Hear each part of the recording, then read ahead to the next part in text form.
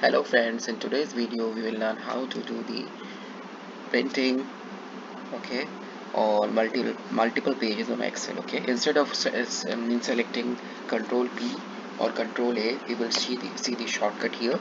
So here we have uh, you can see page break free view. Okay, so now what you have to do, now you can see all the data is on one page. So here you can see this is my dotted line. So what you have to do, you have to just click and drag.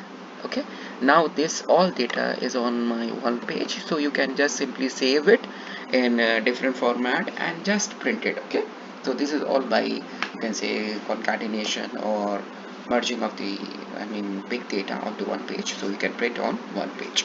Okay, so don't forget to like and subscribe. This is the shortcut how to print multiple pages on Excel into one page.